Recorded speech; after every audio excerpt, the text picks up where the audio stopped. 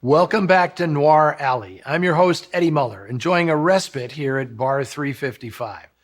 The movie I've got for you today is a companion piece to last week's East German World War II drama, The Murderers Are Among Us.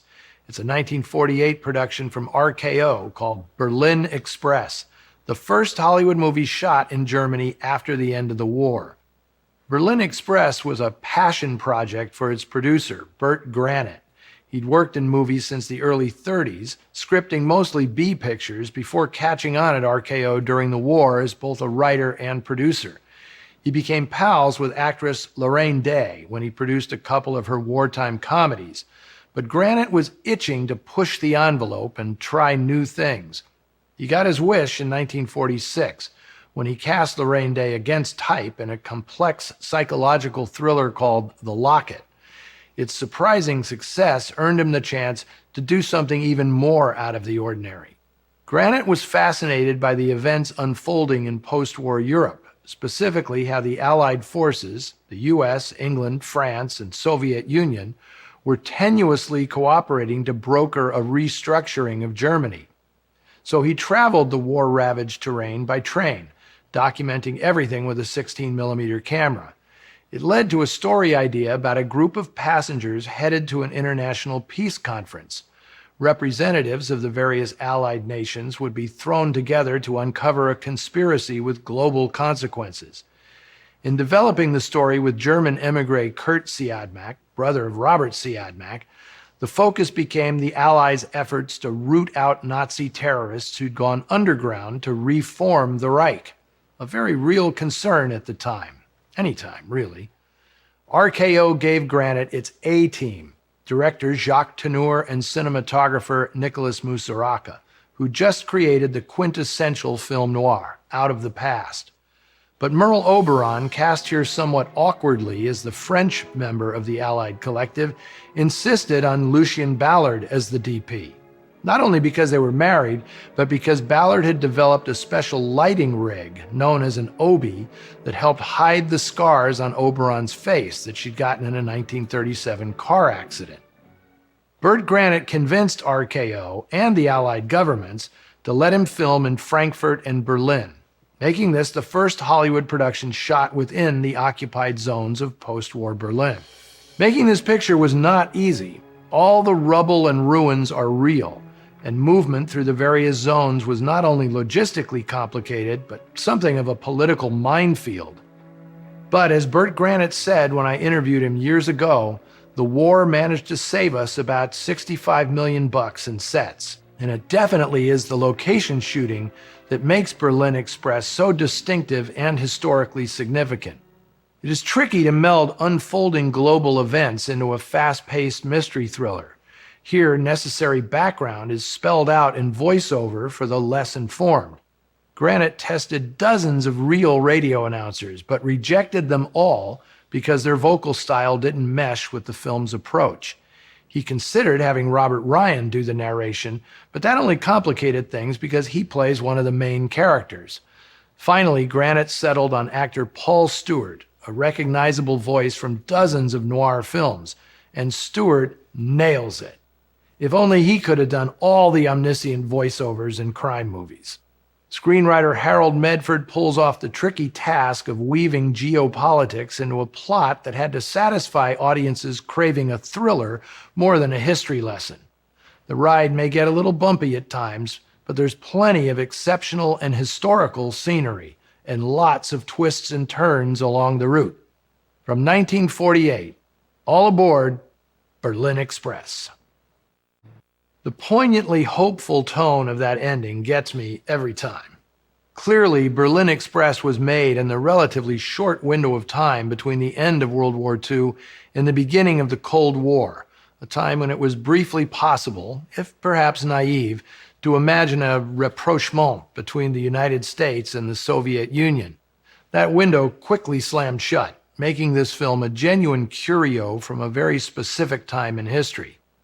Like last week's movie, The Murderers Are Among Us, Berlin Express is an example of a subgenre of post-war films known as Trümmerfilm, or rubble films, in which the ruins of post-war Germany, and in some cases Italy and Japan, provide a thematic and physical backdrop for the stories. Some remarkable films emerged from countries on the losing end of World War II, such as Roberto Rossellini's classics Open City and Paisan, and Akira Kurosawa's great crime dramas Drunken Angel and Stray Dog. Berlin Express is unique for being the first of very few American-made rubble films. And that annoyed the hell out of Billy Wilder. He'd spent most of 1945 and 46 in Germany, appointed by the U.S. government to oversee the denazification of the entertainment industry. While there, Wilder came up with his own idea for a movie set in the post-war rubble. But by the time he got back to Berlin in the summer of 47, Granit and his team were already underway. And since equipment was so scarce, it had to be shared on a first-come, first-served basis. And that's why Wilder's A Foreign Affair was the second Hollywood film shot in occupied Berlin. Granit's picture also beat Wilder's into American theaters by 1 month, opening in May 1948. The players in Berlin Express were a worldly bunch. Merle Oberon was born in India and learned early in her life that her Eurasian sister Constance, 12 years her senior, was actually her mother, a secret Oberon managed to keep her whole life. She developed a cover story that she was from Tasmania, but the truth came out after her death in 1979. Charles Corvin, the villain in today's film, was born in Hungary. This was the third consecutive film in which he co-starred with Oberon.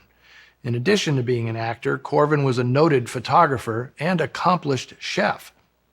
Fellow Hungarian Paul Lukas had been working in Hollywood since 1927 and had recently won a Best Actor Oscar for 1943's Watch on the Rhine, which he also starred in on Broadway. Like his character in this film, Lucas was politically active, being a charter member of the Motion Picture Alliance for the Preservation of American Ideals, which fought against communist influence in Hollywood. All these actors were movie veterans. A fascinating addition to the cast was 27-year-old Roman Toporov, making his movie debut as the Russian lieutenant. Toporov was from Poland, and he was working there as an actor when the Nazis invaded. He fled to Romania and became an officer in the Free Polish Army, fighting its way through North Africa and Italy. He ended up in America after the war, but was about to be deported when RKO got an act of Congress passed that allowed Toporov to return to Europe under U.S. protection, specifically to act in this film. He'd make only 2 more, The Red Danube and Kim, both for MGM. Producer Burt Granit's biggest contribution to American culture was yet to come. As a producer for Desilu Productions in the 1950s, Granit tried to bring more challenging dramatic projects to TV. To that end, he bought and produced for the Westinghouse Desilu Playhouse a teleplay called The Time Element by a young writer named Rod Serling.